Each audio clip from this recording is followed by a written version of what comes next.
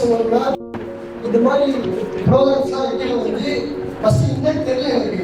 அப்புறம் ஒவ்வொரு விஷயமா கேட்கும் தான் தெரியுது எதுக்கு எனக்கு தேவையான விஷயம்.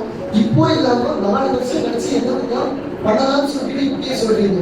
இது வந்துட்டு ஒரு மேசிவ் ஆப்பர்ச்சுனிட்டி. எல்லா காலேஜும் கொடுக்க மாட்டாங்க, இந்த காலேஜில் கொடுக்குறாங்க. வந்து எனக்கு சப்போர்ட்டே பண்ண மாட்டாங்க. எனக்கு நாங்களே எவ்வளோதான் காம்படிஷன்ஸ் நாங்கள் ஜெயிச்சு கொடுத்தாலும் எங்கள் ஸ்கூலில் எதுவும் சப்போர்ட்டே கிடையாது. ஸோ அதே மாதிரி சப்போர்ட் பண்ணுறாங்கன்னு எனக்கு தெரியுது.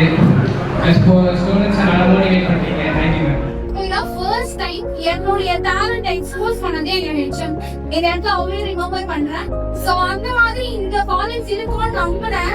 கண்டிப்பா இங்க எம்சி பண்ண நினைச்சுட்டேன். நீங்க கண்டிப்பா ஒரு தைரியம் தரணும். எம்சி கண்டிப்பா இந்த காலேஜ் ஒரு எம்சி பண்ணுவேன். இப்ப எனக்கு தைரியம் வந்துருச்சு. கண்டிப்பா எம்சி பண்ணுங்க. ஃபியூச்சர்ல சத்தியம் நீங்க எம்சியா வரணும். நான் அப்பவும் யோசிச்சேன், 4 நாளா சரியாகாதது எப்படிரா அப்படின்ட்டு யோசிச்சப்போ நான் இங்க நடந்த ஒவ்வொரு விஷயமும் ரீகால் பண்ணுவேன் வீட்டுக்கு போய் என்ன நடந்தது அப்படின்ட்டு. அப்போ வந்து எனக்கு கீர்த்தன்யா மேம், சீமா மேம் இவங்கெல்லாம் பேசினதெல்லாம் கேட்கும்போது சரி நம்மளும் ஓவர் கம் பண்ணிடுவோம் அப்படின்ட்டு நான் நினைச்சு இப்போ வரைக்கும் நான் அதை ஒவ்வொரு நாளும் ஓவர் கம் பண்ணிட்டு